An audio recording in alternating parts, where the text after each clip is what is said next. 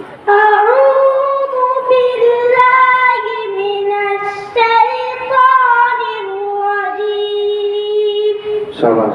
بسم الله الرحمن الرحيم. والضحى والليل إذا سجى ما ودعك ربك وما قلى وللآخرة خير لك من الأولى ولسوف يعطيك ربك فترضى ألم يجدك يتيما فآوى ووجدك ضالا فهدى ووجدك عائلا فأغنى فأما اليتيم فلا تقهر وأما السائل فلا تنهر وأما بنعمة ربك فحدث.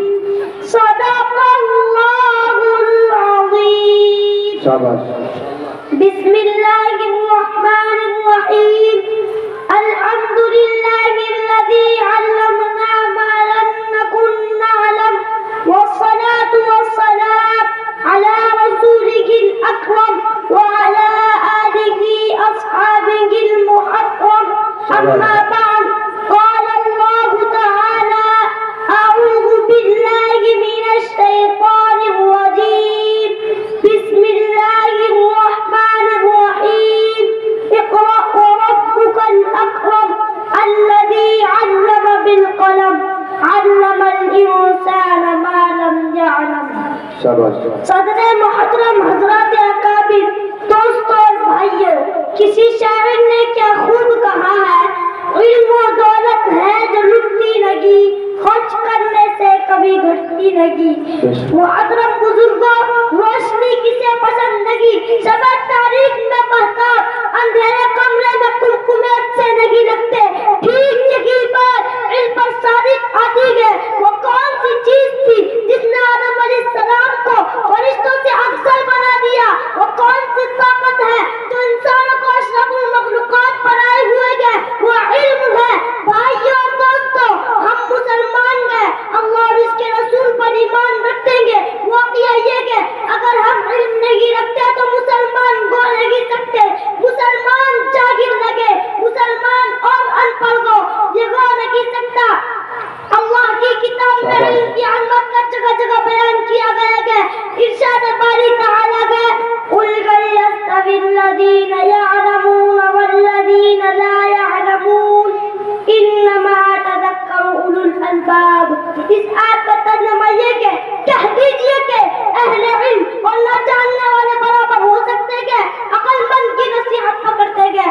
برادران ملت، یہ علم ہی کا کمال ہے جس نے سیدنا حضرت آدم کو مسجد ملائک بنایا. یہ علم ہی کا کمال ہے جس نے امام اعظم کو قابل تقلید بنایا. یہ علم ہی کا کمال ہے جس نے انسان کو اشرف المخلوقات کے خطاب سے نوازا. یہ علم ہی کا کمال ہے جس نے امام مالک کی شخصیت کو مدینے کی گلی گلی میں مشہور کیا.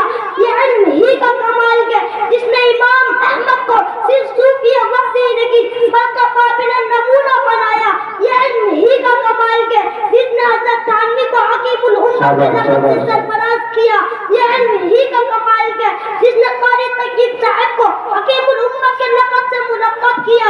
یہ علم ہی کا کمال ہے جس نے مولانا نانوتوی کو سنت کے پیرو اور متبع بنایا. یہ علم ہی کا کمال ہے جس نے حضرت محمود الحسن دیوبندی کو شیخ الاسلام بنایا. یہ علم ہی کا کمال ہے جس نے حضرت زکریا کو شیخ الحدیث کے نام سے مشہور کیا. یہ علم ہی کا کمال ہے جس نے رشید احمد گنگوئی کو حامی سنت اور قاطع بدعت بنایا. یہ علم ہی کا کمال ہے جس نے قاری صدیق احمد کو عارف باللہ کے خطاب سے نوازا. محترم دوستو، علم سے مراد